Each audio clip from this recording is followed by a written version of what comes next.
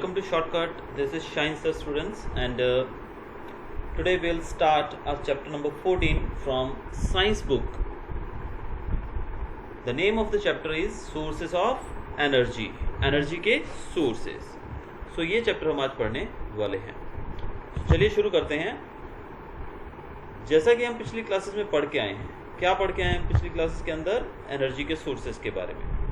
That total energy during a physical और chemical process is conserve. हमने पढ़ा था कि जो भी टोटल एनर्जी निकलती है during a process, whether it is a physical or a chemical process, that is conserve. वो कंजर्व रहती है, यानी कि वो नष्ट नहीं होती है, वो कंजर्व ही रहती है. When why then do we hear so much about the energy crisis? अगर एनर्जी जैसी की तैसी ही रहती है, यानी कि जैसी वो थी वैसे ही रहती है, तो फिर हम एनर्जी क्राइसिस के बारे में क्या बार बार सुनते हैं? एनर्जी क्राइसिस मतलब कि एनर्जी की कमी हो गई है. क्या कमी हो गई है भाई? एनर्जी क्राइसिस यानी कि बिजली, इन सब चीज़ों की कमी होती जा रही है. क्यों कमी होती जा रही है? जब ये ख़त्म ही नहीं होती है तो. If energy can neither be created nor destroyed, जब हम एनर्जी को क्रिएट भी नहीं कर सकते और डिस्ट्रॉय भी नहीं कर सकते हैं. We can't create or we can't destroy energy. Energy can neither be created nor destroyed. Energy को आप बना भी नहीं सकते और डिस्ट्रॉय भी नहीं कर सकते. तो फिर एनर्जी जाती कहाँ है भाई? We should have no worries. We should be able to perform endless activities without thinking about energy resources. तो जब वो क्रिएट भी नहीं हो सकती है और डिस्ट्रॉय भी नहीं हो सकती है, तो इसका मतलब ना वो और बन सकती है और ना वो ख़त्म हो सकती है. तो इस केस के अंदर तो हम ये कह सकते हैं कि एनर्जी को हम कितना भी यूज़ करें, क्योंकि जब वो ख़त्म ही नहीं होगी, आपके पास कुछ पैसे हैं, आपको पता है कि वो ख़त्म ही नहीं होने वाले हैं, तो आप इसको कितना भी यूज़ करो, जब वो ख़त्म ही नहीं होंगे तो उसको आप एंडलेसली, यानी कि बिना किसी घबराहट के, बिना किसी सोच विचार के आप यूज़ कर सकते हो, क्योंकि वो ख़त्म होने वाला ही नहीं है. तो चलिए देखते हैं आगे. This riddle can be solved if we recall what else we learn about energy. जब हमने एनर्जी के बारे में पहले क्या पढ़ा है, उस चीज़ को हम पढ़ें, अभी दोबारा रिकॉल करें, तो हमें पता लगेगा कि यहाँ पर कहने का मतलब क्या है. Energy comes in different forms and one form can be converted to another. अब सबसे इम्पॉर्टेंट चीज़ कि एनर्जी जो है वो अलग अलग फॉर्म्स में आती है. अब अलग अलग फॉर्म्स में आती है मतलब कि उसके बहुत सारे प्रकार हैं. अब इतने प्रकार होने की वजह से हम एनर्जी को एक से दूसरे में बदल सकते हैं. बस हम इनको एक से दूसरे फॉर्म में चेंज कर सकते हैं. हम उसको एक्स्ट्रा बना नहीं सकते हैं, या फिर पुरानी जो है उसको नष्ट भी नहीं कर सकते हैं. We are able to just make energy by converting it from one form to another. और इसी को हम मेकिंग कह सकते हैं कि एक फॉर्म से दूसरे में कन्वर्ट करना. हम इसको दूसरे तरीके से, किसी भी तरीके से इसको नहीं बना सकते हैं. Example, if we drop a plate from a height, the potential energy of the plate is converted mostly to sound energy when it hits the ground. अब ये एग्जांपल काफ़ी इंटरेस्टिंग है कि जब हम एक प्लेट को, एक कांच की या एक कोई भी चाइना क्ले की प्लेट को जब हम गिराते हैं, आप टॉप से उसको हाइट से गिराओगे तो क्या होगा? वो नीचे गिर के टूट जाएगी, चूर चूर हो जाएगी. अब आप बोलेंगे इसमें एनर्जी थी क्या? वो कहाँ गई? क्या था? एनर्जी कहाँ थी? जी, इसके अंदर भी एनर्जी थी. जब हमने उसको हाइट से फेंका तो उसकी हाइट की वजह से उसके अंदर एक एनर्जी पैदा हुई, that is potential energy. That is because of the position of the object. यहाँ पे ऑब्जेक्ट की पोजीशन की वजह से जो एनर्जी पैदा हुई, दैट इज पोटेंशियल एनर्जी. और जब वो गिरी तो हमें बहुत आवाज़ आई, साउंड आएगा ना फटने का, तो that is converted into sound energy. तो एक पोटेंशियल एनर्जी जो थी, that is converted into sound energy. If we light a candle, the process is highly exothermic, so that the chemical energy in the wax is converted to heat energy and light energy on burning. अब हम बात करते हैं candle की. तो candle को जब जलाया जाता है तो एक्सोथर्मिक रिएक्शन रहता है. कैसा रिएक्शन रहता है ये एक्सोथर्मिक रिएक्शन है. कैंडल वाला जो रिएक्शन है, इट इज एक्सोथर्मिक रिएक्शन. अब इसमें क्या होता है? इसमें chemical energy of wax, wax की जो केमिकल एनर्जी है, वैक्स की जो केमिकल एनर्जी है वैक्स के अंदर, वो कन्वर्ट हो जाती है. किसमें कन्वर्ट हो जाती है? वो कन्वर्ट हो जाती है chemical energy, heat and light energy. जब उसको जलाया जाता है तो वैक्स के अंदर जो एनर्जी है, that is chemical energy, that is converted into heat and light energy. वो हीट और लाइट एनर्जी में कन्वर्ट हो जाती है जब उसको जलाया जाता है. तो यानी कि हम दोनों एग्जांपल्स के द्वारा हमने देखा कि एनर्जी जो है, it can neither be created nor destroyed, but it can be transformed from one form to another. एक से दूसरे फॉर्म में वो ट्रांसफॉर्म हो सकती है, एक से दूसरे फॉर्म में वो बदली जा सकती है।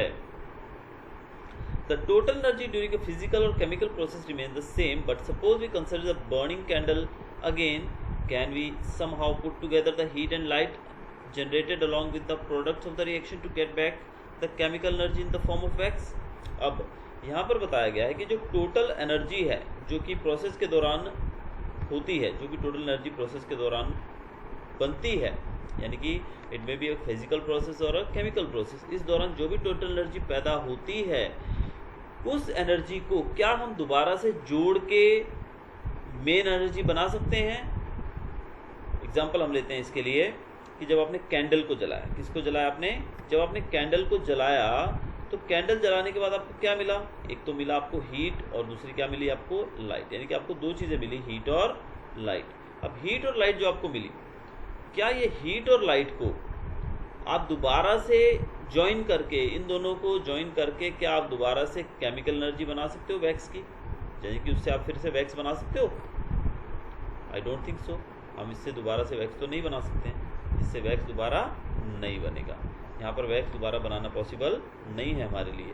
तो जब ऐसा नहीं हो सकता है तो इसका मतलब क्या हुआ कि हम जो प्रोसेस है उसको मतलब रिवर्स नहीं कर सकते हैं। क्या नहीं कर सकते हैं हम उस प्रोसेस को रिवर्स नहीं कर सकते, तो process can not be reversed, ये प्रोसेस रिवर्स नहीं हो सकता है। तो हम कह सकते हैं कि जो एनर्जी हमने एक बार चेंज कर दी है वो नई फॉर्म में ही रहेगी, उसको वापस आप रिवर्स नहीं कर सकते हैं। इसके लिए हम वर्ड यूज़ कर सकते हैं it is an irreversible change, जो आप पहले पढ़ के आए, ये एक इरिवर्सिबल चेंज कहला सकता है। Let us consider another example. अब इसको और डिटेल में समझने के लिए एक और एग्जाम्पल हम लेते हैं। Suppose we take 100 ml of water which has a temperature 348 degree Kelvin, that is 75 degree Celsius. अब हमने वाटर लिया जिसका टेम्परेचर कितना बताया गया है, डिग्री सेल्सियस में अगर देखें तो बताया गया 75, और अगर केल्विन की बात करें तो 348 Kelvin, and leave it in a room where the temperature is 25 degree Celsius. अब उस पानी को हम एक टेम्परेचर, जो रूम है जिसमें रख रहे हैं उस रूम का टेम्परेचर है 298 या फिर 25 डिग्री सेल्सियस, मतलब उसका टेम्परेचर कंपैरेटिवली कम है। जो हमने ऊपर जो रूम देखा था उससे ऊपर जो पानी का टेम्परेचर हमने देखा वो है 348, लेकिन जो रूम का टेम्परेचर है वो है 298, यानी कि वो कम है। अब यहाँ पर रखेंगे तो क्या होगा, is there any way of collecting all the heat lost to the environment and making the water hot once it was cool down. अब हमने देखा कि जब हम गर्म पानी को बाहर रख देंगे या इस रूम में रख देंगे जिसका टेम्परेचर कम है, तो यहाँ पर हीट लॉस्ट हो जाएगी, हीट लूज हो जाएगी, और हीट के जाने से क्या होगा, पानी ठंडा हो जाएगा। अब पानी ठंडा हो गया तो क्या आप इस हीट को दोबारा से कलेक्ट करके पानी को गर्म कर सकते हो? It's not possible. हम इस हीट को, जो हीट लॉस्ट हुई है, जो हीट चली गई है, उसको हम दोबारा से यूज नहीं कर सकते। In any example that we consider, we will see that energy in the usable form is dissipated to the surrounding in less usable form. Hence, any source of energy we use to do work is consumed and cannot be used again.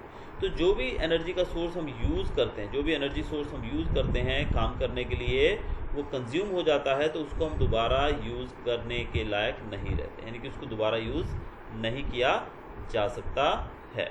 तो energy के बारे में हमने यहाँ पर कुछ examples के द्वारा काफ़ी अच्छी चीज़ें सीखी। अब हम आगे चलते हैं हमारे अगले टॉपिक पे। What is a good source of energy. Energy का एक गुड सोर्स हम किसको कहेंगे? अब एनर्जी के सोर्सेज तो बहुत सारे हैं, लेकिन उसमें हम गुड सोर्स किसको कहेंगे? अब इसके लिए हम देखते हैं, we use diesel to run our trains, we use electricity to light our street lamps and houses, और we use energy in our muscles to cycle to school. यानी कि हम एनर्जी को अलग अलग तरीके से यूज़ करते हैं। जैसे कि हमने देखा कि जो साइकिल है, जब आप साइकिल चलाते हो, कैसे चलाते हो साइकिल आप? With your energy in your muscles, जो आपके मसल्स के अंदर एनर्जी है उससे आप ये चलाते हो। तो energy of your muscles, electricity का यूज़ करते हो आप अपने घरों में बिजली के उपकरण चलाने के लिए। तो ये सब चीज़ें हमें कह सकते हैं कि this all are the sources of energy. इन सबको हम सोर्सेज ऑफ एनर्जी कह सकते हैं। The muscular energy for carrying out physical work, electric energy for running various appliances, and chemical energy for cooking food or running a vehicle all come from some source. We need to know how do we select the source needed for obtaining the energy in its usable form. अब यहाँ पर हमने अलग अलग energy forms के बारे में पढ़ा. एक हमने पढ़ा मस्कुलर एनर्जी के बारे में, दूसरा हमने पढ़ा यहाँ पर इलेक्ट्रिकल एनर्जी के बारे में, तीसरा हमने यहाँ पे पढ़ा केमिकल एनर्जी के बारे में. तो ये सब जो एनर्जीज़ हैं, ये जो तीनों तरह की हमने एनर्जीज़ के बारे में आप पढ़ा, ये सब किसी ना किसी सोर्स से तो आती होंगी ना, ये कहीं से पैदा तो होती होंगी ना, तो इनको किसी ना किसी फॉर्म से तो हम लोग लेते ही हैं. अब वो क्या है? After going through the two activities above we can see that the particular source of energy or fuel we select for performing some work depends on many different factors. For example, while selecting a fuel we would ask ourselves the following questions. अब हमें एक proper source of energy select करना है कि अब proper source, अब source of energy है जो, उसको हमें सिलेक्ट करना है कि हमें किस प्रकार का सोर्स चाहिए. अब इसके लिए कुछ फैक्टर्स बताए गए हैं, how you will select the source of energy. पहला बताया गया है how much heat does it release on burning, की वो बर्न होता है जब उसको गर्म किया जाता है, यानी कि जब उसको जलाया जाता है तो कितनी हीट रिलीज करता है. अब देखिए, आप कम चीज़ जलाओगे और ज़्यादा हीट मिलेगी, और एक आप ज़्यादा चीज़ जलाओगे और कम हीट मिलेगी, तो हम प्रेफर करेंगे जो कम जलाने पे भी ज़्यादा हीट देता है, यानी कि कम जलाने पे भी ज़्यादा हीट मिले. हम ऐसा ही कोई भी सोर्स चाहेंगे. जैसे कि हम पहले लकड़ी जला के खाना बनाते थे, तो लकड़ी जलाने से क्या होता है, बहुत सारी हीट लॉस होती है, यानी कि लकड़ी बहुत सारी जलानी पड़ती है, फिर कहीं जाके खाना बनता था. अभी हम लोग यूज़ करते हैं गैस का, तो गैस में आप देखते हो कि गैस काफ़ी कम कंज्यूम होती है. तो ऐसा एनर्जी रिसोर्स ढूंढेंगे हम जो ज़्यादा हीट प्रोड्यूस करे जलने के ऊपर. दूसरा, does it produce a lot of smoke. अब हम ये भी नहीं चाहेंगे कि जो हमारा एनर्जी सोर्स है जिसको हम यूज़ कर रहे हैं उससे बहुत ज़्यादा धुआं निकले. जैसे कि हमने देखा कि गांव में जब खाना वाना बनाया जाता था, या आज भी लकड़ियाँ जलाते हैं लोग, तो वहाँ पे हीट प्रोड्यूस होती, बहुत सारी स्मोक प्रोड्यूस होती है. तो स्मोक जो है हमारे लिए ठीक नहीं है, it is not good for us. तो इसलिए हमें ये भी ध्यान रखना है कि जो सोर्स है जिसको हम यूज़ कर रहे हैं वो ज़्यादा हीट प्रोड्यूस ना करे. तीसरा, इज़ इट ईजीली अवेलेबल, क्या वो आसानी से अवेलेबल है या नहीं. ये तो बहुत इंपॉर्टेंट फैक्टर है कि अगर आपके आजू बाजू गैस अवेलेबल ही नहीं है तो आप गैस कैसे जलाओगे. लेकिन अगर आपके आजू बाजू ईजिली अवेलेबल है gas, then you can prefer it as a source of energy. तो ये तीन फैक्टर्स जो हैं हमने पढ़े, इन तीनों पे डिपेंड करता है कि एक आइडियल फ्यूल, यानी कि एक आइडियल फ्यूल आप किसको चुनोगे, जिसकी हीट प्रोड्यूसिंग कैपेसिटी ज़्यादा हो ऑन बर्निंग, और जिसकी स्मोक जो है बहुत ही कम हो, यानी कि स्मोक वेरी लेस होना चाहिए, बहुत ही कम होना चाहिए, और ईजिली अवेलेबल भी होना चाहिए. और अगर ये सब चीज़ें हैं then we can use it, we can select it as an ideal fuel. लेकिन अगर ये तीनों चीज़ों में से कुछ भी मिसिंग है या कम है, then we have to rethink over it, फिर हमें दोबारा इसके बारे में सोचना पड़ेगा. Now can you think of 3 more relevant questions to ask about a fuel given the range of fuels we have today? What are the factors which would limit our choices when it comes to a particular task like cooking our food? Would the fuel selected also depend on the work to be done? For example, would we choose one fuel for cooking and another heating the room in winter? क्या हम अब इन आधारों पे, ये जो बातें हम लोग पढ़े, ये पॉइंट्स, इसके आधार पे हम फ्यूल चुन सकते हैं. Yes, we can select. लेकिन यहाँ पर एक और क्वेश्चन उठता है कि क्या हम अलग अलग कामों के लिए अलग अलग फ्यूल चुन सकते हैं. जैसे कि खाना बनाने के लिए, यानी कि कुकिंग के लिए अलग फ्यूल हो, और